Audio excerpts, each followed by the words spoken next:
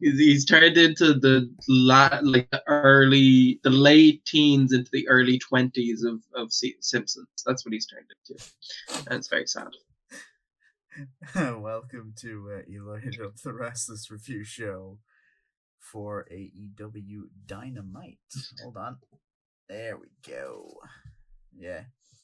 I am your host, David Kerwin, joined as always by my lovely and surprisingly chipper, energetic co-host today, Jeff Cooney. And, I mean, before anything, is there anything you would like to talk about? I don't think there's anything popping up for me at the minute. Is there anything in the news this morning? I'm trying to think, did anything pop up? I kind of had a brief overview, but we did have a confirmed change on the show that doesn't really fit in anywhere. So I suppose we get into that. Yeah. We had confirmation that we're gonna have the semi-finals of the Continental Classic on World's End as well. And yes. The winners of the overall points winners of both leagues will face the runner-ups of both leagues, which is just confirmation to me that we're getting Ospreay Fletcher too in the semis. I mean, that'd be lovely. And also, I love the idea of semi-finals and final taking place on World's End. It gives a structure to that. And I assume the first two matches will be the semi-finals. I like having that as well, just for the point that we're not getting rematches in the semi-finals. Because as much as I loved the semi-finals we had last year, especially the Blue League ones between Danielson and Kingston. Oh yeah, I would much rather fresher matchups. So I'm assuming just early call for semi-finals might be completely wrong, but I think Ospreay Fletcher is an obvious lock. I think Ospreay. Yeah, you would think so. Gold League, and I think the other semi-final will be Okada because no way he's not getting to the finals, and Darby, the top. Oh, yeah. I don't know. I really like that. But my only problem is, I think, and proven by the Claudio match, and we'll get to later on with Brody, I think Darby needs to lose and lose and lose. I think Darby's on that track now, because if he's going to be he's going to be the guy to take Mox's belt, right? That's why everyone, that's what we're saying. Most people, I think, are in agreement there. Have him keep losing. Have him break down and build his way back up over the next year. The other one I could think of is Okada and Claudio again. Because they didn't. Brody. Yeah. That's who I'm going for. But I think Brody should. Claudio is the closest person to beating him to come to beat him for that belt. And they did not have a conclusive finish. That's fair. No, that's a fair shout. But I just think on a personal level, I would love to see Okada and Brody. I just want the best for Brody King. He's a GOAT. I mean, he took out the array for the sound production tonight. We'll get to that. He's the GOAT. We'll get to that, but oh my god, we're talking about the C2. We should get into Dynamite, and we started off in truly incredible fashion right before the first match of the Continental Classic between Shelton Benjamin and Mark Briscoe in the Blue League. We had the Hurt Syndicate out cutting a beautiful promo about how I love this. You know, they're here, they're Hurt people, they're here for titles and they're here for money. And MVP, you know, just comparing, because they're in Chicago, obviously, you know, they're in the Prudential Center. It's not the United Center, but close enough. Yeah, Wintrust Arena. Yeah. Yeah, and we had MVP compare Shelton and Bobby to Peyton and I'm trying to remember my most famous fucking basketball player of all time. Can't remember his name. Jordan. Yeah. Obviously, they're in Chicago Bulls, the dream team. Yes, of course. Proven that, you know, talk about how Swerve was arrogant, and then Bobby beat the arrogance out of him.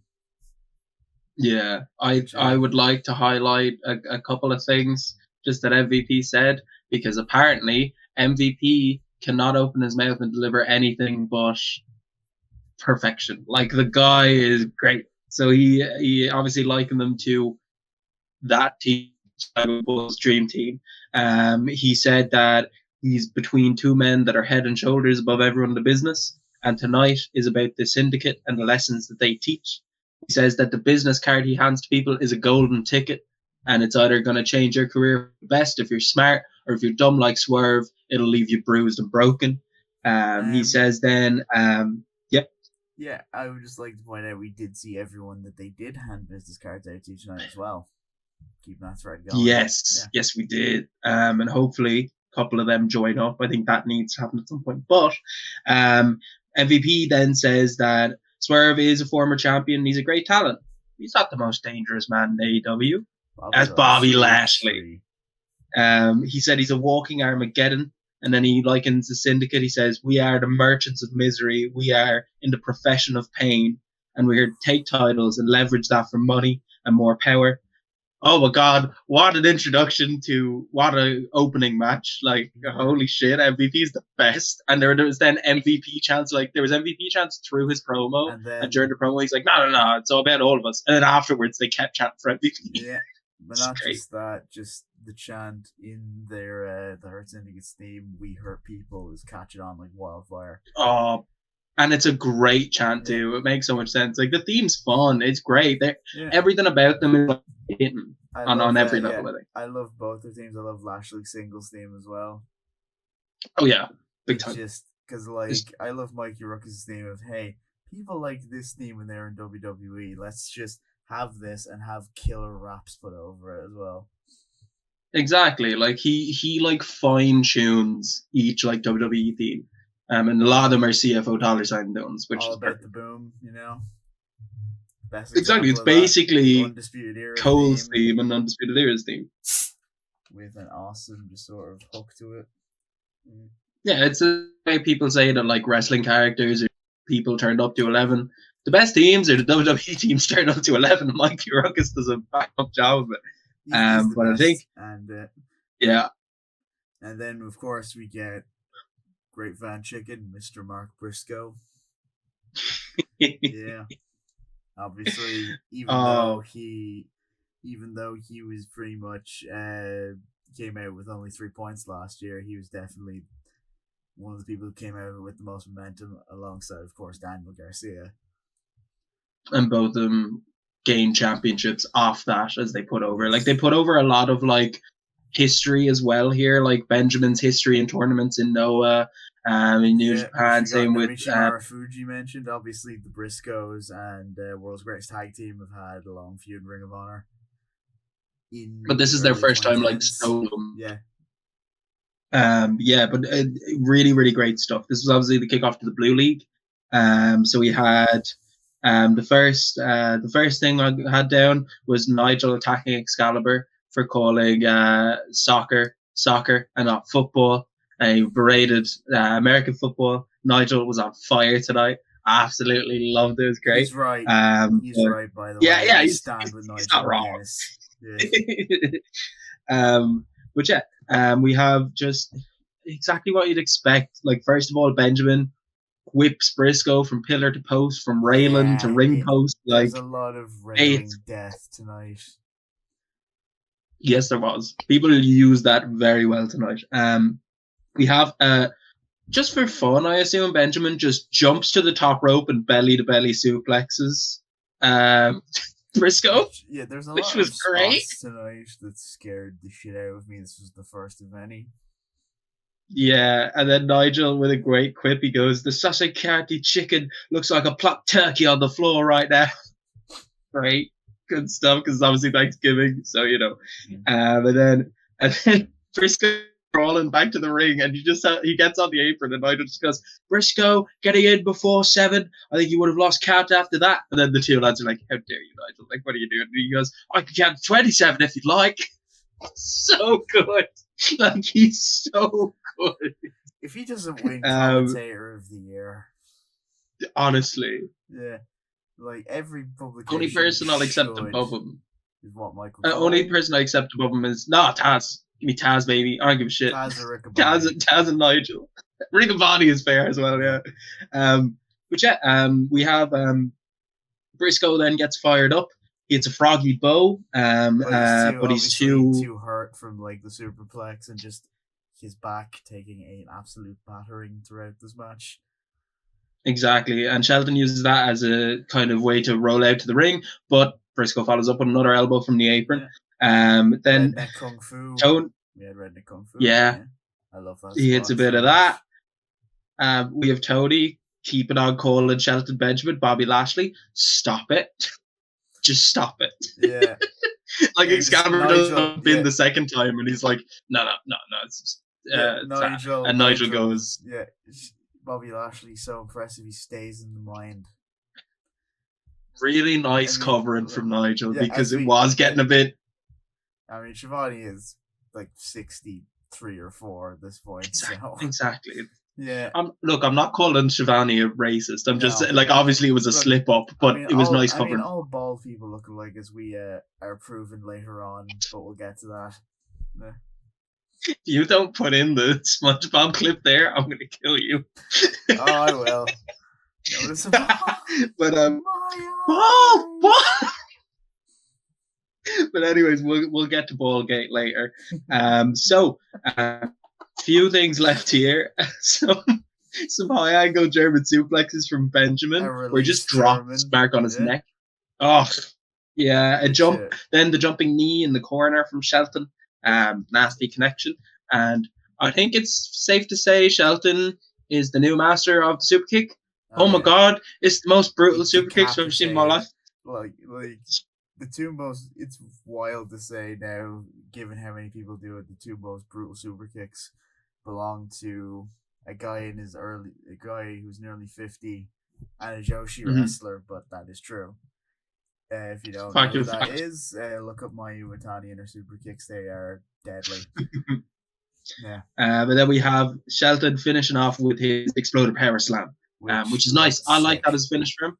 Yeah. Gorgeous. It's beautiful. He gets the win. Yeah, really, really. And it's snappy. And he's so big that, like, there's very few people in AEW he's not going to be able to hit that on. You know, just because of his size compared to the roster. So it's a really good finish for him. It's a very heel win heavy episode, I noticed. It's the darkest timeline. We've been in it since they put the bag over Brian's head, you know? Yeah. We're in the dark timeline here. Which, yeah, I think... Yeah, he is. He bloody is. He's bald as well. But anyways, we had... it was a great opener. I think exactly what you needed. I think... hello. Sean's here. We're talking about Dynamite. It's the C2. It's the only time of the year that you probably enjoy it. Yeah. I'm here to go to the bathroom.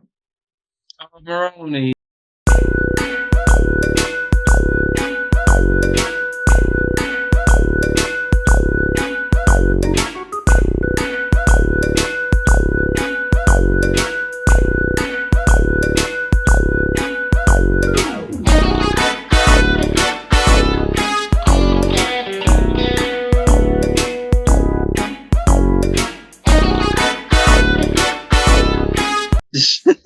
As I was saying before, my parade was pissed on, quite literally. I'll just wait till he goes, because until he goes, you're going to have to cut this all out anyway. We're going to cut this out, yeah. Yeah, we're going to have to, because you shaped it up. So it's going to be like off center for like 10 minutes.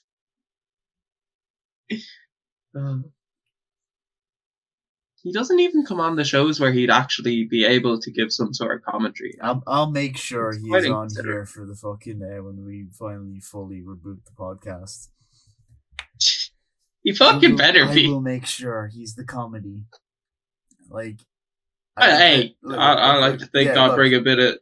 Yeah, look, he's gonna very quickly, like, he's the memer right now, but I can easily see him just over the course of like the next year or so just becoming the punching bag.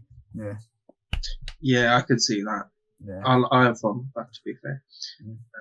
I mean, he did get called Other Jeff when we met people up at the live event, which I actually I have something to talk to you about that. I thought that we got recognized. That was very weird. Yeah. What? Yeah, the main reason for that is people recognize because the lad who runs it is Shane O'Keefe. who I train with, so he recognized me. Yes. Yeah, he and she was like, Jeff Cooney. He's like, yeah, know them. I love Shane. I've Shane's beaten lovely, man. the 2 other co-hosts of the Wrestling Show. Oh, who was it? Morrow and yes, I've pinned both of them. Oh, great! So yeah, Shane is making a behind the scenes documentary in Contenders, and there's footage of me pinning him. Yeah. Oh, that's great. Shane's, for the brief interaction I had at the anniversary show, an absolutely lovely cunt. Is he from Kilkenny as well? Yes, he is. He's a radio presenter up there. Fucking thought so, because I was watching one of their videos there. I think it was just their, like, I don't know what it was. I think it was one of their ones they did with 5 marks. And they were like, oh, welcome to Kilkenny. And I was like, you cunts are in Kilkenny. I was like, I'm in Kilkenny too. But yeah, he's lovely. He's an absolute sweet. Yes, Sean. Absolute pricks from Kilkenny. Fuck you. Right, are you staying for long? What are you doing? Because we're either going to fucking jump on with this, because I have work soon. What are you doing? I'm here for comedy. Oh, actually, God. I'll get another can. You follow ahead. David, you may have to reframe. Yeah, don't worry. Okay, so... Oh, God. Great opening match. Shelton is unbelievable. So, this is our review of Friday Night SmackDown. I'm never going to get to work on time. Yeah, that's fine. Let's just crack on. Okay, perfect. You don't need a 9 to 5. What are you on about? So, if you haven't noticed, we have a guest a guest host today. Am I a guest now?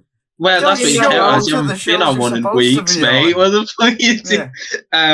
So please welcome. Busy. Gord Marody. He's gonna hop in. When we eventually get back to doing the actual podcast itself, you had better be there. Yeah. Well, he will be there. He's contracted, But anyways, thugonomics. So Sean is here to add 0 facts, 0 knowledge on the show, and 100% bollocks shite talk. So we're happy, we're buzzing. So obviously, we just went over the opening match. Great opening match. Great opening to the opening match. League. We finished the opening match. Sean. This is going to be a long show. It will. Yeah. I have like 9 or something while we just talk or something. Just don't do it on camera. Okay. So next we had Mercedes Moné come out and have her little celebration after a great match at a pay-per-view of the weekend. So she comes out. Tony asks Mercedes how she feels about the match with Chris Statlander, that it was the longest women's match in history, apparently. In AEW history, that is. It was one of the best. It's only like 5 years, so it's not that fucking, historic. Thanks for the ad-libs. Then she says it feels like money. She says Chris gave her one of the longest challenges in her career, one of the toughest challenges in her career, but Mercedes is the best TBS champion there has ever been. Definitely better than Statlander. Mercedes then turns her attention to Camille and is about to fire Camille. Camille grabs the mic and she says, "You dummy, you stupid. You can't fire me or quit." And she walks off. And then Mercedes is a little tantrum. I have called this for a very long time. Yeah. I'm just glad they're getting it over and done with, because Camille serves no purpose at current. Yeah, I like Camille, but this partnership never worked. Put her as a heater for someone else, and that might work, but this never got off the ground. Yeah, it's rumored that unfortunately Megan Bain will come and be Mercedes' new heater, which I quite like. Right. Megan Bain for working Stardom. Yeah. I'll be honest, I don't mind if Mercedes doesn't even get another heater, because the best she's looked is at the show on Saturday. She don't need it. She's fantastic, man. So move on from there, we have the best she's looked is on that SmackDown that she walked out on. So next we have a recap of Big Boom AJ. He likes the big chocolate chip cookies and the Rizzler and whatever those little children that he robbed from an orphanage are. Yeah, which is what all those men say after they sleep with CM Punk's wife. Yeah. Well, he's a big fan of Jim Cornette. So Big Boom AJ in the news, he is going to come back, apparently. And also, that match was on a broken ankle. That match was on a broken ankle, so fair True fucking play to professional him. finish the match, you know. Seems like a big theme for AJ's this past while. It is, yeah. Broken ankles. Right. It's a cursed gimmick. Yeah, It really is. People should stop going with that name. It never works out for anyone. yeah, It's like Benoit or something. Yeah. Yeah, it's just some certain connotations of those names, both very similar. Yeah, obviously. there was hinted. Let it go. I did get like a thing is over the weekend is that AO, who is a guy I follow, mutual of mine on Twitter, he wants. Apparently, AJ wants to team up with Hiroshi Tanahashi before he retires. Fucking what? I mean, look, would it be any weirder than Tanahashi teaming up with the Acclaimed? Yeah, it would. It would. Enough, yeah. The Acclaimed are full-time wrestlers. Okay. AJ likes double chunk chocolate cookies. Moving anyways. on. Yeah, moving on to Chris Jericho versus Ishii for the Ring of Honor World title.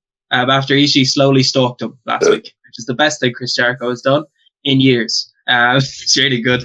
And this match, It's not really saying something. The bar is on the floor. Fucking, I can perform better. Yeah. America and movies. My dad. Yeah. You would if you would come to fucking training. Yeah. You know what, Karen? When I first do my first set of training, I give you a clothesline and I start shooting on you. I'm telling you now, I'm going to be a better performer than you. I'll throw on you halfway through the ring. I'll be calling my audibles, be like, look at this fat cunt. I can't believe they fucking got me in the ring. Him fucking, I'm going to get fucking this bastard whipped. I'm going to look at the rest of the fucking, what are they called? Lumberjacks, and be like, I'm after you. You can come after me in the bedroom. Fucking, and then before you know, when the locker room turns on me and they fucking go, you know what, you're a right cunt, I'll be like, I'll be world champion one day. So Maroni's going to go the CM Punk route, apparently. Fair play to you. But yeah, Jericho and Ishii, fine. I'm sure it was a great match for some people. I'm beyond sick of this cunt. Get him off my telly, please. Ishii made Jericho bleed from his mouth like a beast. He did. Yeah. Like he made him bleed from his tit last year. Yeah, it was great. Just there's a difference though. He was pregnant. The nipples go to 4 inches when you're pregnant. This is why you're here. Naturally, This with those is why you're circumstances. here. Okay, But yeah, in the interest of a rundown of the match, rake of chops, rake open hand slaps, a nice spike DDT by Jericho. Every time Jericho does the lion salt, he gets closer to Lesnaring himself. And I would lie if a little part of me deep down didn't hope it happens one day. I mean, like the inventor of the lion salt, he broke his neck doing it, and he was like paralyzed. Jericho's going that way. End of his life. Yeah, it was Hayabusa. Yeah. I don't have a long, extensive list of people that I wish would die, but between my unborn baby and Chris Jericho, fucking, they're on that list. Okay, we're cutting that. That's not going on.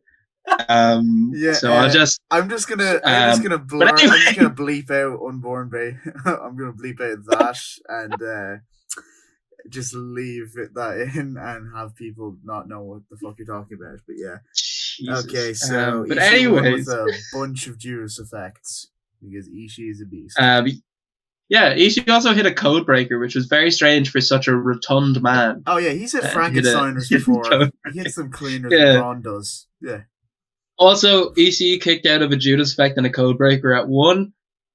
Get fucked. I'm sick of this, but I understand it's Ishii and I understand that's cool. He got elbowed and code breaker and he kicked out of 1. No. Yeah. All right. But anyways, this is the thing, right? Moving swiftly on. Yeah, moving swiftly on to Swerve Strickland, who was backstage after his loss to Bobby Lashley at the pay-per-view. He's getting interviewed and he's asked about how he feels after the loss and everything like that. Swerve says he always figures things out, but that is the most hurt he's ever been in that match with Bobby Lashley, which I don't believe for a second.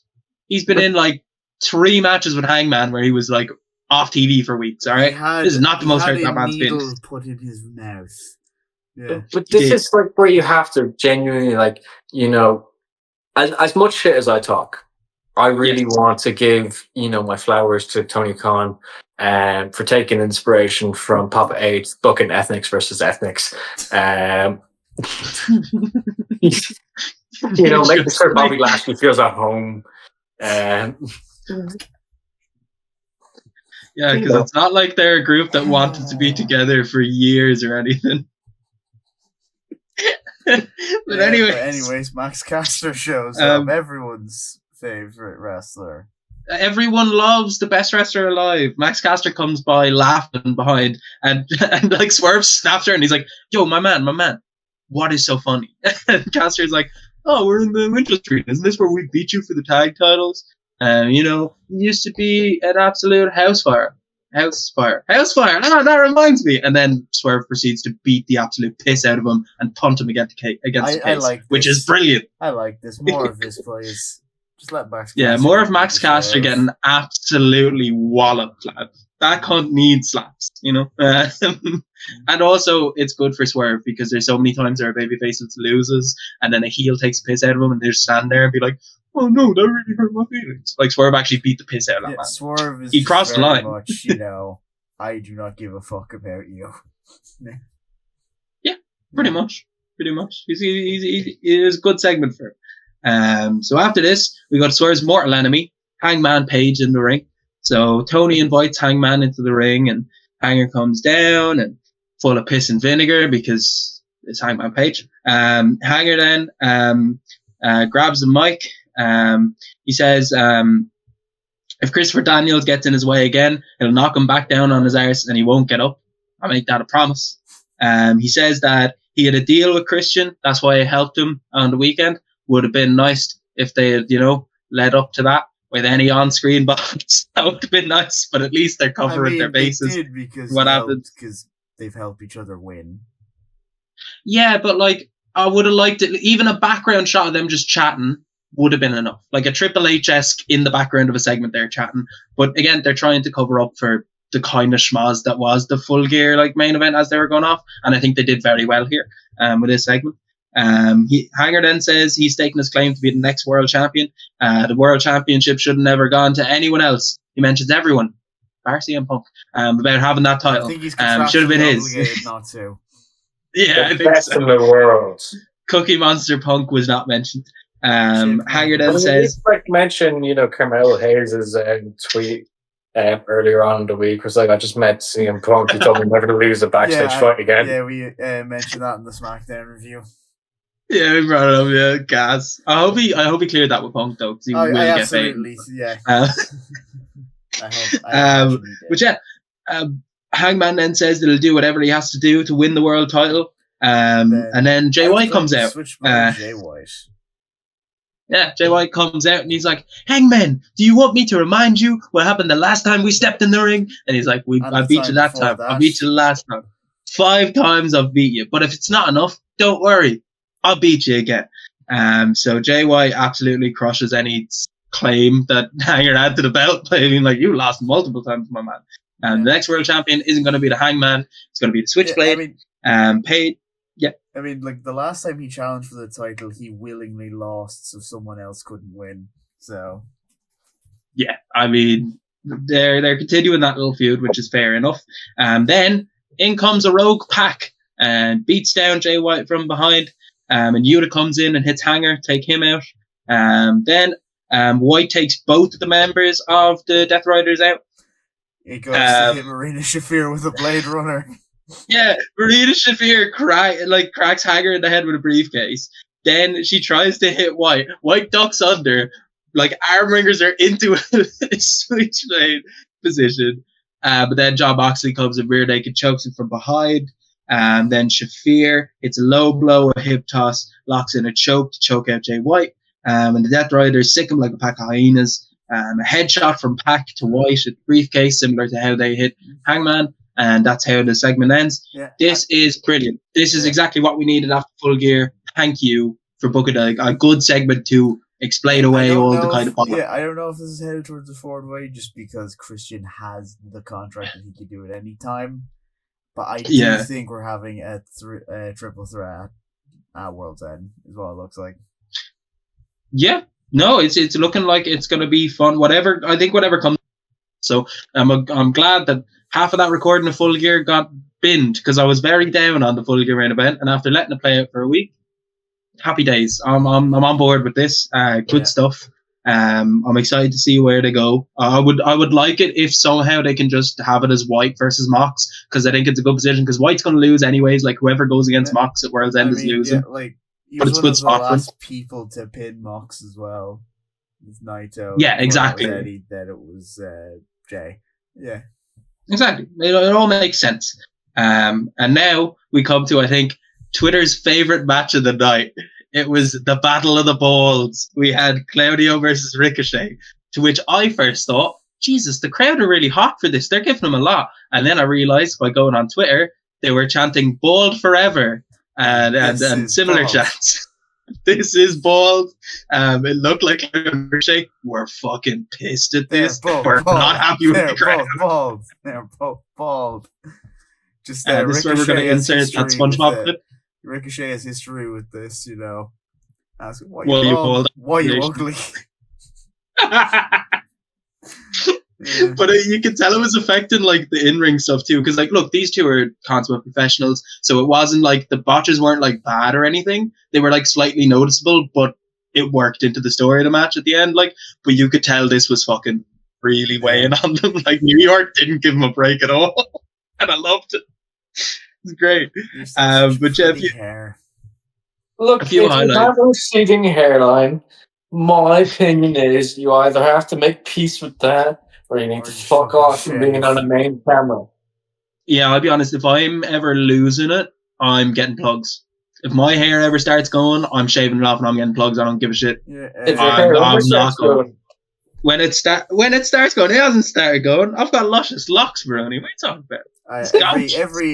Every person I've talked to about this says, my brother tried to say, "Oh, you're going to go bald," and everyone I've talked to about it says, including like barbers and stuff, like, "No, you're not going bald. Don't worry about that." No, had you paid the barbers before they'd responded to you? That's important. I listen to your barbers. Like, look at me. They weren't like, my barbers. This forehead here. I've made peace with this forehead. I could slap my fucking hand on this forehead, I could take a tap on this forehead. I mean, I have had this hairline my entire life, so I'm very similar in that regards. But every now and again, just for shits and giggles, I like to do what Kurt Angle could never do, and that is shave my head bald and grow it back. Jesus, I've seen you bald. It's a unusual sight to take in. Just knowing. I love it. I don't mind bald, Maroney. What I have an issue with is shaved beard, Maroney. That shit, nightmares. No. That's horrid. You look like an 8-year-old when you're like proper. Like, that's fine, but the like fresh, clean shave, don't ever do that to me again. Don't you ever make me look at that again. See, it's funny for me, from my perspective of things, because like when I met Jeff, for the most part, I had no facial hair, right? I think the little tash combo going at that point. No, I had like a little stubble. But that's it. Like for the first like half a year of like college, I'd let that shit grow out. And nobody had seen me without like facial hair, bar like whoever met me on day one. And then there was one day I decided, well, I'm shaving my face because I couldn't grow a beard back then. And I did. I remember there was quite a few people that looked at me and go, "What the fuck did you do?" I was like, well, they were right. I was like, I decided to freshen up. They're like, "You look like a pedophile." Every time you do a bit. Every for instance, I've started a new employment with a beard, and at some point, I would shave it off. This time, it was the only time I actually had a reason to, bar I just wanted to fucking. But I did it most recently. I shaved my beard off. I literally went into work the next day, and there was 3 people that came up to me, and they're like, "Are you a new hire?" I was like, "Huh?" Do you want to tell them what happened when you went to the barber, Odie? Do you want to tell that story? Oh, is this the fucking when they asked to push it back a few fucking millimeters, centimeters? I told him get fucked or he wasn't getting paid. And when you got carded after you shaved as well. Look, he was going to me, and he was like, he got some widow's peaks there. I was like, yeah, I've always had them. And he goes, oh, your age, I think you should start managing them. I was like, managing them? You just start getting fucked. I'm robbing that. I'm using that on every currency. All right. Poor David is going to have a lot of beeping to do on this episode. Okay. And we're not allowed to swear. No, but you've mentioned like pedophile, and we can't use that. We can't say. We can say diddler. We can say diddler and fiddler, but I think the P word we can't say because YouTube really doesn't. Yeah, like that. Don't worry. Yes. I'll say pedophile as much as I want. It's not like we're getting paid for it at this point, so fuck it, let's go. That's exactly. True. Yeah. When we have to worry about monetization, I'll only say the N-word. That's great. So anyways, we're talking about Claudio and Ricochet. Exactly. You have your classic speed versus strength, one of the best bases in the business versus one of the best high flyers. Claudio just. Why are you bald? Why are you bald? Why are you bald? Are you on chemo? Are you on chemo? Are you on chemo? Are you on chemo? You should go to Turkey. You should go to Turkey. You should go to Turkey. You should go to Turkey. Don't question like that. Why you bald? Why you ugly? Roney playing the part of the New York crowd very well because that was essentially what they did for this whole match, even though it was pretty good. Some nice stuff. Some nice uppercuts from Claudio. Shock horror, you know. Ricochet backflipped off Claudio's shoulders. Oh, gorgeous. Also, Ricochet goes for a springboard at one point. Claudio lunges on the rope and just like slams him off onto the mat and then decapitates him with a forearm into the corner. We have some really nice back and forth, really nice catch tilt-a-whirl backbreaker from Claudio. We have Claudio then really like smooth stuff, like strikes, everything he's doing, even the transition between the two submissions. Like he started with sharpshooter, transitioned into a crossface really nicely. He goes for a Cola bomb, but Ricochet flips that into a pinfall. Claudio then crotching Ricochet onto the railing. He removes the padding and just drops him bollock first, which is gorgeous, which was the setup to his finish, which was just a lariat. He crotched him and then he lariated him and then he pinned him. It was great. I mean, Claudio's second, look at the size disparity between the two. That you think that wouldn't like legitimately end any fight between them. Yeah, it was very much your last week Claudio beating Darby match, essentially, but not as good because Darby's way better in that position. Just because Darby's the king of that, though. He's the king of ragdoll and then like being under the underdog. I also imagine he's going to win that rematch as well. Ooh, I don't know. I'm caught between, like, the C2 is either going to be for Darby the redemption, where he starts like he's had the big loss we see later on, and he goes on a path of like getting the wins up, and maybe in a couple of pay-per-views time he goes for the belt, or, which I would prefer, have him get beat 7 ways from fucking Sunday through the whole tournament. Beat him down, because he's supposed to be the guy who's going to win the belt off Moxley, and I don't see that happen until like halfway through next year. Or at least like 3 or 4 months into next year, you know, because no one's beaten him before the new year, 100%. Like no one's beaten him at World's End, and I don't see him losing it early in the year. But yeah, like either way, I think it's going to be a good vehicle for Darby's story. It was a great match. I agree with Jeff. It was a very smooth match, like both the foreheads. Yeah, don't worry. Oh, good stuff. Don't worry. Yeah. I'll make sure before World's End, because I think we might try start our live streaming efforts there. I'll make sure, because I sent him the timelines. Last year, which is just 3 hours of the tournament. And like, I will make him watch that before we start the live stream. Live, uncensored, and drunk, baby. What? But I might try and see if we can even do that on Twitch. Oh, that'd be sick, guys. so much fun. It'd be so good. Yeah. Hopefully, we should both have our kind of PC sorted soon enough, so hopefully it'll be good that way. But yeah, from two members of the Classic to a very prominent member of the Classic in Fletcher. So we have a recap of Kyle Fletcher beating the piss out of Will Ospreay at the pay-per-view on the weekend. Fantastic stuff. Is as we said on the review, star-making performance for Fletcher. That's how you make a star in this business. Like, Ospreay absolutely sold his bollocks off for his mate, which great stuff. And Fletcher looked incredible. Fletcher is then backstage with Don Callis. Callis says, in this business, you just have to decimate the competition. And that's what Fletcher has been doing, starting with Will Ospreay and continuing on into the C2. Don says they're just getting started. And then he hot tags to Kyle for a promo, which was great.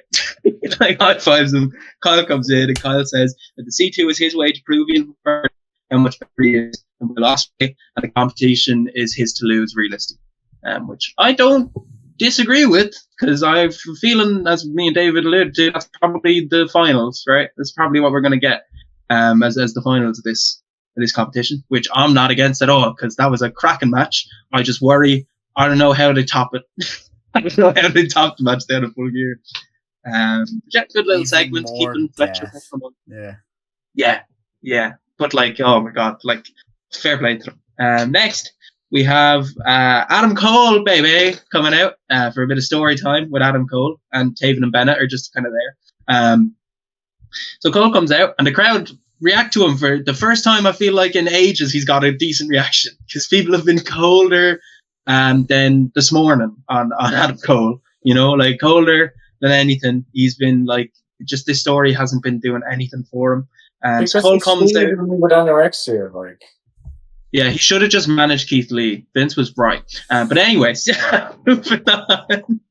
Cole says if Max was half the man he claimed to, he'd fight him already. But he's not. He's a little bitch. He says when he gets his hands on Max, he's going to beat him within an inch of his pathetic life. And then I wondered who was coming down from the conglomeration. Apparently it was Kyle O'Reilly. I think it's the first time I've heard his theme. I don't remember the last time I've heard that theme. Because it just had conglomeration on the screen. I think the last time I heard that theme was like the Casino Gauntlet match. Yeah, it's been like a minute since I've heard Kyle O'Reilly's theme. So Kyle O'Reilly comes in. Obviously he's pissy with Cole. He's been pissy with Cole for the last few weeks for making Roddy fight his battles for him. And then Roddy's laid up. Yeah. Because shock horror, Kyle O'Reilly and Adam Cole are going to never done that before. But anyways, it'll be good. It'll be good stuff. Kyle says he wants to fight MJF. Cole says, no, you got to stop, man. I don't want anyone fighting my battles for me. And Kyle's like, this isn't about you. It's about Roddy. Then Max comes on the screen playing piano in his lair. Max has a lair now. Great. I'm a big fan of the lair. Yeah. He's like an evil villain. And he says, I want to fight either of you. I'm not focused on you. I'm focused on the Dynamite Dozen Battle Royal, which is apparently next week. Which they did. Like, no, like, nice to know now. But I wish they'd kind of built it up a little bit more. Obviously, I don't think Max has ever lost it. Because he's always had the ring. It's been his thing since like day dot. Yeah, 5 years of the ring. So Max then says, obviously he's focused on that. But he says, don't worry, I'll play out. And he plays a rendition of his theme on the piano, which was lovely. So I don't know if it's as, talented. Absolutely distinguished young individual. This feud is continuing, but we're definitely heading towards Cole and Kyle O'Reilly. And look,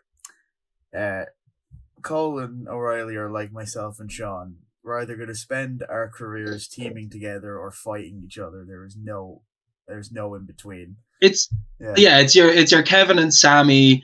It's your Orton and Cena. It's your it's whatever way you want to look at it. Yeah, exactly. This is what you have, Yeah. It's your Michael Cole versus Jerry Lawler, It's exactly what you need. Can I just say, it makes no sense saying I'm going to beat you within an inch of your life, because if Britt Baker's anything to believe, Adam Cole doesn't know what inches. Oh my god! I was really hoping one day we'd be able to get a raid off Adam. That's fucked. So anyways. Look. Don't worry. Yeah, look at these little fireworks going on. That was perfectly timed. I love that. Oh, God. So we will move from a cold feud to a nothing feud, but we have the International Women's Cup qualifier for Wrestle Dynasty. I'm just to glad another that tournament. the women have a tournament, because the tournament definitely has, it doesn't like add focus, but it adds a purpose, essentially, a direction. Yeah, like I don't understand why they don't just do women's C2 like halfway through the year.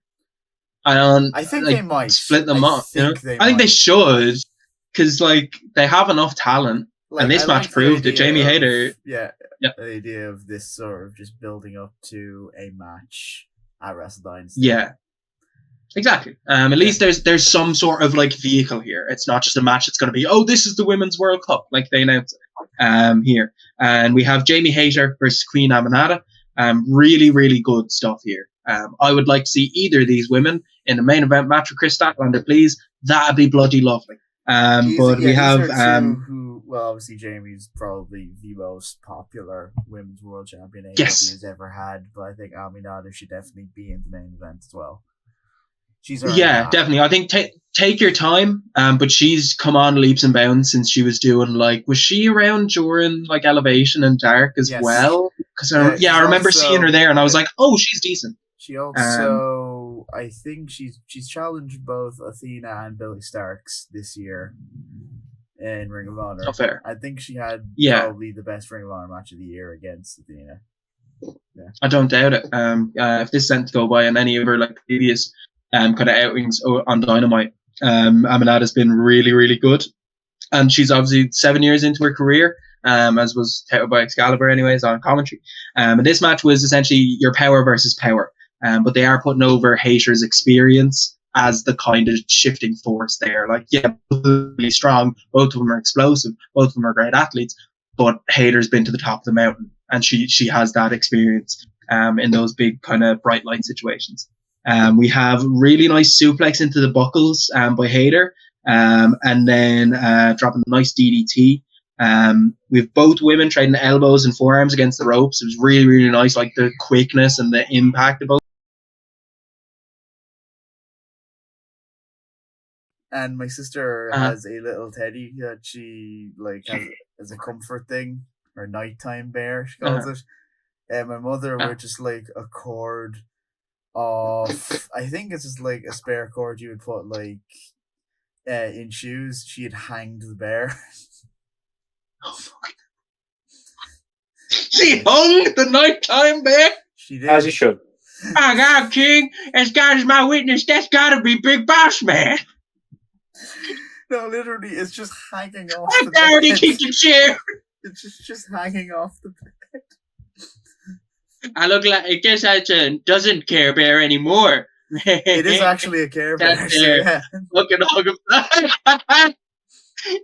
that Care Bear does not care about fucking life and home. Well, it cared about something else, and now it can't care anymore.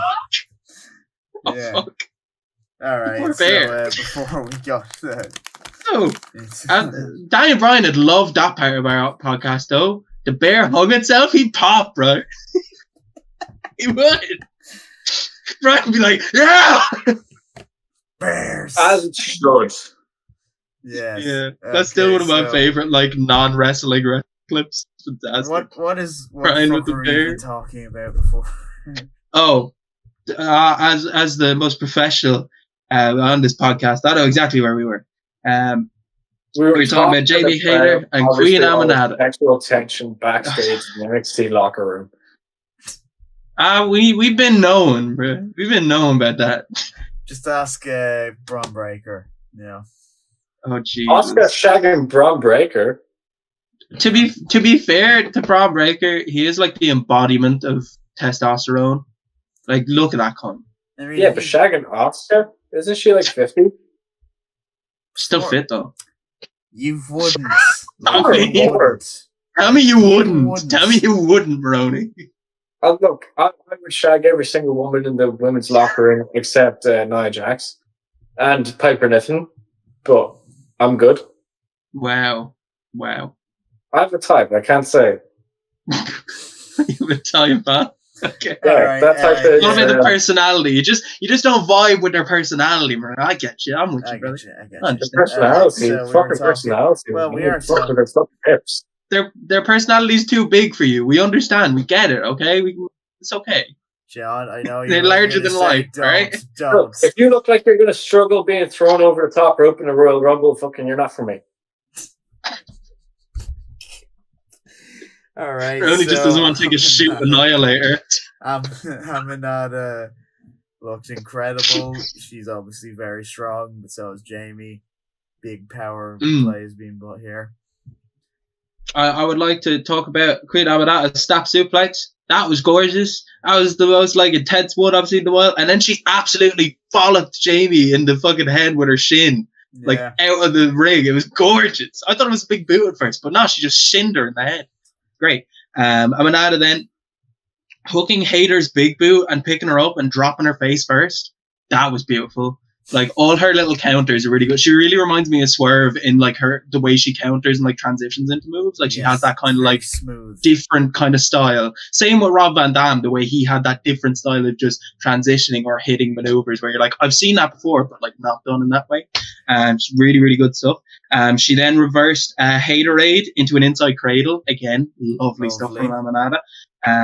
They had a trading of roll-ups, which was I don't know if I want to say botchy. It was a little rough, but it didn't take away from the match. It was just a little rough and a little slow. Well, I mean, this is something my trainers have highlighted to me as well. If it looks a little rough, well, it makes it seem less like a collaborative effort and makes it look more real in a sense. That's what I mean. Here, it didn't. Yeah. It wasn't so much of a struggle that you were ooh, they're botching that. It was kind of highlighted their whole power versus power kind of story they were telling through the match.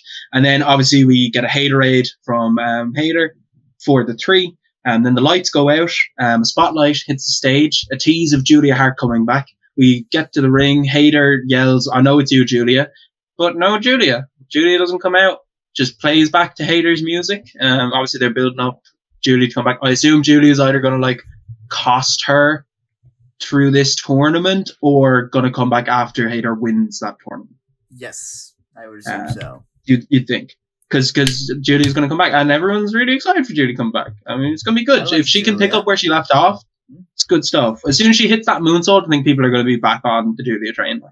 Because it was her and Stratton in terms of moonsaults. Back when Julia was I always saw Stratton's gifs posted one after the other of their moonsaults because they're both very, very lovely moonsaults. But yeah, fine little match. And then continuing the kind of women's segment of the night, we go with Renee with a sit down with Mina Shirakawa. Mina's discussing the champagne celebration that they had with Mariah May, where Mariah tried to turn on her. Mina then lost a tooth by spearing Mariah off the stage and barely onto that table. Looked really rough for them. But Mina says that she's been waiting for this. She saw what she did to Toni Storm. She knows what's going to happen. She was waiting for Mariah, the real Mariah, to turn on her. And if that's the real Mariah, then she's going to introduce Mariah to the real Mina. And then Mariah crashes the interview segment, glass bottle in the back of Mina's head, and then beats her down with the title and says she wants Mina. And they'll face each other Winter is Coming. So that'll be fun. That's going to be a lot of good match. Hopefully they give it the time and they can win this. I would assume because I think the build has been a little, build's been a little bit rough. The build obviously for this is for Toni Storm coming back. I assume it'll probably happen at Wrestle Dynasty itself. Exactly, because you have the Australia show. And she has a history with Stardom as well. Yes. Yeah, of course. The globes blue. Paint the globes blue. Yeah. Get Sharpie, mate. Listen, you stupid little fucks. I don't see you using your own fucking championships now, do I? Fucking all you have are some fucking rip-off fucking wrestling merch that you got from a fucking cheap website, okay? Fucking get a championship. Talk to me. Daniel's jobless and he still has his World Heavyweight Championship. Fucking you bastards don't know what you're on about. Wrestling show supporting my local scene. Yeah, what wrestling show was that? OTT. That is what. That's not a wrestling show. I only recognize the Fed. Yeah, well, guess what? Well, it's not called the Fed Balor- anymore, first of all. First of all, Finn Balor and JD McDonough, the Raw Tag Team Championships, were at the last big show they ran. Laura Valkyrie is going to be at the show next month, so fuck you. Second of all, that's the school you're going to train for. Yeah, You and cut I the already promo, have a Marody. championship going into it. Oh, Marody, I would pay you so much money to walk in the first belt around your waist. Please. I will record that. I will You record walk in, that. you're like, I'm I the will. champ, baby. I will. The champ is here, yeah. All you pussies are never going to amount to anything. It's just me in this fucking company. Fuck the Odds big of three, you walking man. in Fuck and the cutting big a three, promo. It's just Big B. I understand. I'm Big, big, stroking the wheel. It's just The big. wheel's going to Whoa! keep on turning, but you ain't going to bring in as much money.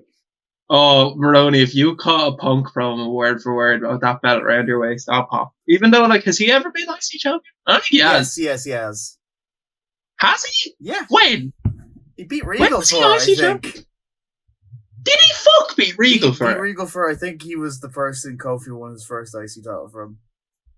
Is that, like, after he came up from ECW then? He beat Regal? Hold on, I'll Yeah, hold on okay. one second. Alright. I'll look it up.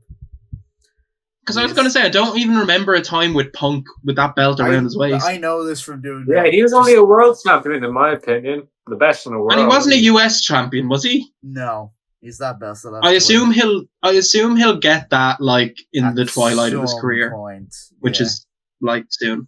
I assume, like he's got a few big bits left, but you know. Yeah, He'll hold take on. the US championship as a demotion. No. Oh, actually, he beat Regal for it. I was right about that. He lost it to JBL.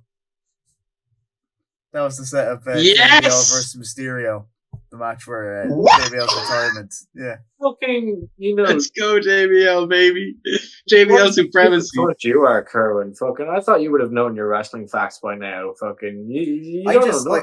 The only reason I remember the Punk one is because there is a list of Intercontinental Championship quiz that I do regularly. You know what, keep my boys? mind sharp The next on it. time fucking we have a little survival series fucking going ahead, instead of, you know, the Fed champions that have all existed, because, you know, Kerwin knows them like the back of his fucking hand. Like I he can do jerks all off the it. IC champions. Don't test me on that. Can you? Yeah. Oh, we'll do it. We'll do it. But anyways, in the Let's study it, because in the interest of under 2 hours of a podcast today, we'll move on to the next segment. So if you're still with us, I'm sorry. We had Garcia versus Perry recap, where Garcia picked up TNT title, and we got a lovely announcement for Collision, which might actually push a lot of people to tune in. Got Kazuchika Okada versus Stanley Garcia on Collision. That's gonna be beautiful. That's gonna be lovely. I'm very excited. And instead, we're going to talk about our friend Brad, who's a little bit racist. White boy No. Brad. Woo! Shout out Brad. We love our Brad. Shout out Brad. We love Brad. Brad hopped on the call the other day. Yup. Did he actually? Like on the podcast? No, call with call with you, man. Oh, yeah. Yeah. I remember we were watching the pay-per-view and he popped on. Yeah. Wait, no, Brad, that's just a regular SmackDown. it was a SmackDown. It was a Yeah, regular yeah. SmackDown. Because it was on Instagram. So up the Brad. We love our Brad, we do. We do.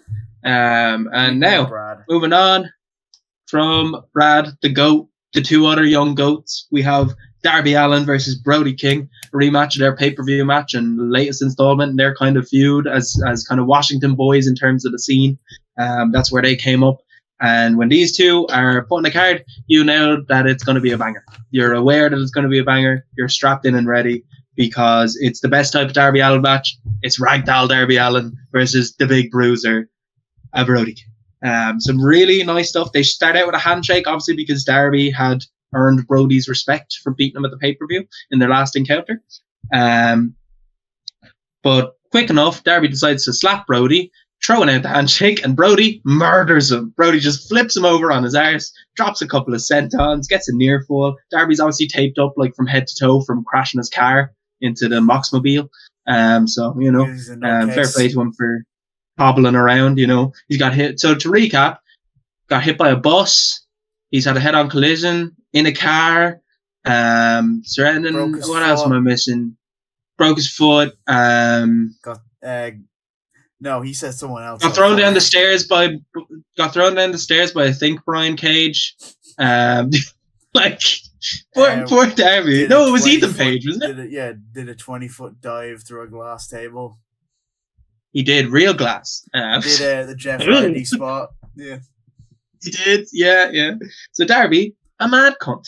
Darby then, Darby is then sat up on the top rope. So much drugs when he gets older. Oh, he's straight edge. He's straight edge. He's part of Jackass. What the fuck do you mean he's straight edge? His best friend's Bam Margera. He's been in and out of fucking rehab more than you can fucking count. No, but he's like legit straight edge because that car crash that killed his uncle. Because his uncle was drink driving. He vowed like never to do any of that. The reason Punk had him for his first feud. Yeah.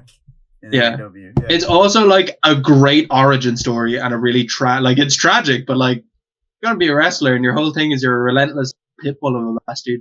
It's pretty good. It's a pretty good origin story. You know what I'm saying? Like I can't lie. I mean, shoot. I'm so excited to see him throughout this tournament because he's going to get fucking murdered. Yeah, and he started tonight. Darby was then sat up on the top rope by Brody, and Brody just chopped him off, leaving him to collide his neck with the apron on the way down. It's like, ooh, I landed on my head last night, so just seeing that just made me like, it was off a backslide. Just like Turtle in there with the lass, and she was a lot smaller than I was, so I didn't want to hurt her. I forgot to talk my shit at the last moment, so I just bounced my neck and head off the mat. It was not fun. You do that on a pay-per-view, Kerr, when you're losing your title. You need to treat them all with equal levels of respect. Look, you can't be letting that lose your belt. The person who went fuck after those women. Don't fuck them. The person who went after me did that, but a whole lot worse. So he was just fair enough. Yeah. You walked so he could run. Fair play.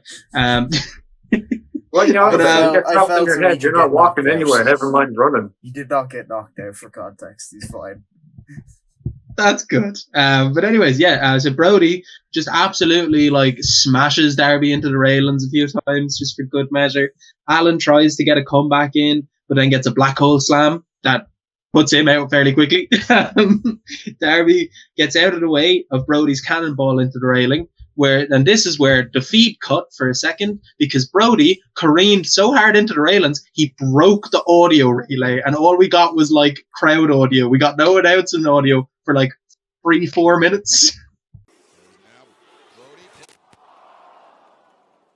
because Brody I'm pretty sure he took out a cameraman too because when they were pulling back from that shot there was 2 feet on the floor.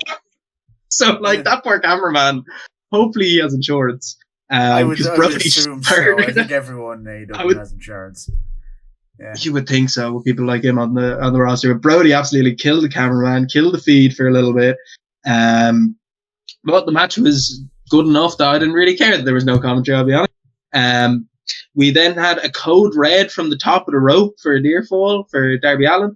A coffin drop to the floor on Brody, then a coffin drop in the ring. But Brody was ready for it. He caught him into a rear naked choke. Darby then tried to reverse out into a pinfall. He transitioned into the pinfall, but Brody kicks out. Brody gets back in on the choke, keeps hold of it, grabs him up, and then just drops him with the most devastating gonzo bomb I've ever seen in my entire life. That man killed him. Yeah. Like, he killed this man with the gonzo bomb. He planted him right in his head. Yeah. It was horrible. It was a massacre. And that gave him the victory. Yeah, so Brody wins, getting 3 points in his league. And then, of course, Death Riders weren't finished with poor little Darby Allin. So Brody's going up the ramp, and Claudio and Pac come in. Brody turns around. Brody goes in, as Brody has respect for Darby. And as Claudio is getting like into the ring, Brody just kind of stands in front of Darby, and Claudio goes, yeah, fuck that, I'm not going against him. And obviously that sets up next week on Dynamite, where we have Claudio versus Brody in their match in their league for the Continental Classic, and that's how we go off air. So good stuff all around. Shock horror, when the C2 comes around, Dynamite really picks it up. Like it's some of the most fun I've had with Dynamite in a while. Nothing like crazy again, like it's nothing like generational here, but just really solid booking, like solid stuff they're doing, like covering up for maybe shortcomings of builds and stuff, and giving you something to look forward to. And obviously with the C2 it helps because you have your leagues, you're announcing your matches. Then they have obviously the show in the Tokyo Dome, and they have Winter's coming up. Yeah, exactly. They have Wrestle Dynasty I might coming just up. go through the lot of stuff. card because there was a few in fairly recently. Oh shoot! Yeah, let's go through it. Yeah. Okay. If you're wondering what I've been on my phone doing, I'm doing that Intercontinental Championship quiz that I mentioned just so I can spite Sean. Wow, he's properly going after poor Maroney. Oh, trust me, wait until he I actually starts training. Don't care what's happening. Sleep. What's happening? Very funny. All right, so No, I think he actually fell asleep. So, the card as it stands now, we know the probable main event will be Zack Sabre Jr. versus Ricochet for the IWGP World Heavyweight Championship. Why are you bald? Why are you bald? Why are you bald? You see, here's the thing. I think Why are you Sean, bald? Why are you bald? Your head looks like your girl's ass. Your head looks like your girl's ass. Your head looks like your girl's ass. Nothing but curvature. Nothing but curvature. Nothing but curvature. Nothing but curvature. Jesus Christ. Okay, so...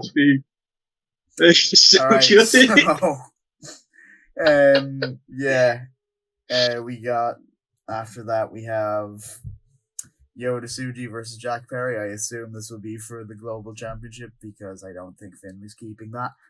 As recently added, the Young Bucks versus whoever walks out of Wrestle Kingdom as the IWGP Tag Team Champions. Look, they're likely to lose. So, you know. The Young Bucks can work from home for it. But now go to Japan. For New Japan. The final bosses of the International Women's Cup. Well, to be fair, they're not the only member of the Elite doing that because we also get Kenny Omega versus Gabe Kidd. Yes, please. Kenny Omega, you bitch. Come back and save your company. Yeah, bitch. Don't worry, Mox is sending one of the Death Riders to sort of shape up his young boy. Claudio Castagnoli takes on Shota Umino. Oh. The match, I think. I thought when you meant like John Moxley was shaping up his boy, he was handing him like a bottle of fucking, lager or something along those lines. Oh no, he's sending Claudio. Mox don't do that no more. Mox is drug and alcohol free, baby. Yeah, I don't know if he still is, but he went to rehab and shit. What is going to be, what I assume will be the match that I'm looking forward to, the match that you're probably looking forward to as well. So at Wrestle Kingdom, they're going to have a title versus title match. Konosuke Takeshita, who is the AEW International Champion, versus Shingo Takagi, who is the Never Openweight Champion. The two guys who are like beating the shit out of each other. That'd be good. Yeah, so I like when Konosuke Takeshita beats up at Wrestle Dynasty. Whoever wins that match and walks out with both belts will face Tomohiro Ishii at Wrestle Dynasty, which yes. Please. Oh, Konosuke versus Ishii is going to be very fun. I'm going to have a lot of fun with that match. That's going to be. I assume there's going to be an AEW World Championship match at somewhere. Mox will face someone. Maybe Naito again because finish off the trilogy. Maybe. I suppose, yeah. Well, he's not losing, especially if it's someone from New Japan. David Finlay. He's not losing that battle. David Finlay also thrown out an open challenge. I assume it's going to be Jay White because you have to finish that story. History. At some point, yeah. Yeah. Yeah, I think Finlay might lose because it's been rumored for a while he's going to join his brother and his dad in WWE. I can't see that though. He says "cunt" every second word. He's like old school Zack Sabre Jr. He just curses the whole time. If Ospreay can lower the word count down, I assume Finlay can as well. It's my least favorite part of Ospreay going to AEW. He hasn't said "cunt" in like nearly a year. What's going on? I want him to say "cunt" again. Make Ospreay say "cunt" again. That's what I want. Yeah. That fella was great. I was peaked. Put that on a shirt and sell it, Tony. I dare you. See you next Tuesday. Yeah. Well, I can't do that. That's fucking See you next Adam Thursday. Cheese gimmick, I Ring think. of Honor. Yeah. Yeah. Okay, so we have a bunch of those. As we mentioned a few times before, AEW are doing 3 nights in the Hammerstein Ballroom, which has definitely not caused a certain on the decline independent promotion to get angry. Yeah, and it didn't cause any drama or any more for the GOAT Ricky Starks. Poor Ricky can't catch a break. I'm livid that my man Ricky is not being. To be fair, what's going on? It wasn't his fault. I know it's not his fault, not but the like only AEW person who does GCW. So no, he's not. But like, what annoys me is Ricky Starks isn't being booked because he's friends with Cody and Punk. Like, let's be real. That's allegedly, and also because he is absolutely leaving as soon as his contract is up, regardless if he was on TV or not. I see what you did there. Absolutely leaving. That's good. But yeah, no, he is leaving. But like, so book the guy. He's great. Let him get you a few viewers in, mate. He's like perfect. At least use him while he's there, you know? Or at least do the Eric Bischoff method and just bury the fucking cunt. Yeah, just do what Vince did to Mox on his way out. Where are EC1 and 2? I don't recall anyone called Mox in the Fed now, if I'm honest with you. There was a certain lunatic fringe, I remember. Reminded me a bit of if Moxley grew hair. Dean Ambrose, that ginger cunt. I wonder why he's looking nowadays. I know, probably gunging somebody, I'd say. He liked that back in the day, to be fair. He's a big fan of the gunge. Whereas, I wouldn't know. I haven't seen a random ginger cunt on the indie scene in a while. Oh, there's a few. There's Blake Christian, who there's a meme edit of him going Christian's around. not ginger. No, Blake Christian. And I'm very harsh on the fucking term ginger. I used to consider you are ginger. Yeah, you bastard. I'm a little bit of red in my beard, like, that's about it. Yeah, yesterday, because there's a few ginger people there trading. Like, there was just one of the guys who's played the heel, the landlord lad that I had shown you, his gimmick. Oh, yes. Yeah, he was is that also the guy from the wrestling show? Is he on that as well? No, it's just I'm pretty sure he is. Looks like him. Oh, okay, fair enough. Because I think I know the guy you're talking about. He's the guy who pinned the Contenders. Paige. So yeah. Yeah. Oh, he's gas, boy. He's lovely. I enjoy him. I pinned him. Yeah. He's lovely. He did the job for me. He's lovely. Look, I just have one host on that show left to pin. Who's the last one to pin? Shane, big lad. Lad. Yeah. Oh, Chaz Beef ain't gonna leave you pin him, bro. Shane O'Beef. Yeah. Yeah. I love Shane. Shane's lovely. Yeah. He's gonna shoot on you, brother. Oh, he will. Yeah. I'm gonna tell him to. I'll text him. I'll be like, "Hey, that David Kerwin lad." Much to me. Yeah. I'm gonna text him. I'm like, "Here, Shane, you see that David Kerwin? Shoot on that, brother." Contenders in April, probably. Oh, I'm gonna try and drag this cunt here, who is currently not on camera, to Contenders at least. Nope. Oh, actually, we should probably finish off the podcast first. I forgot we're just chatting like friends. Hello, whoever's still watching. Apologies. But yes, a good episode of Dynamite, a good kick-off to the C2. Can't wait to see what happens in the next coming weeks. See who wins. We assume it's going to be Ospreay and Fletcher. It's probably going to be that. But, who knows? It's all up for grabs. In AEW, anything can happen in All Elite Wrestling. Good stuff. Very excited for Collision for once. Okada and Garcia. Going to watch the hell out of that one. Okada is absolutely going to do the dance. Oh, I cannot wait. And then he's going to flip him off and it's going to be gorgeous.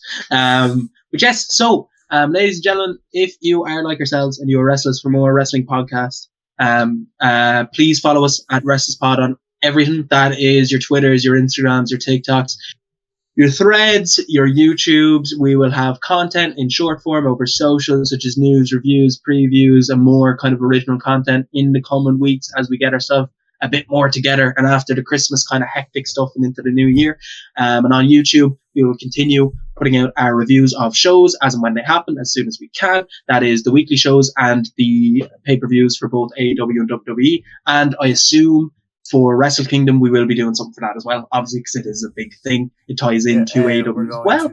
We're going to try live streaming.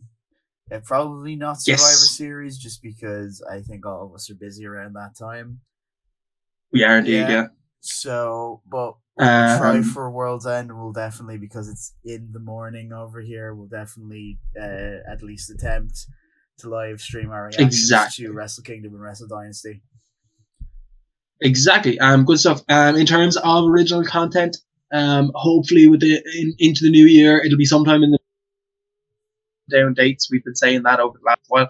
But in terms of original content, I am going to be working on and have been working on stuff towards a Bray Wyatt retrospective, and that is covering everything, him in his life, him jumping from one sport to professional wrestling, him teaming with his brother, all the NXT stuff, Nexus stuff, into the cult leader, into the Fiend, his impact on the business as a whole, how he changed the business with Firefly Funhouse, all of that kind of good stuff.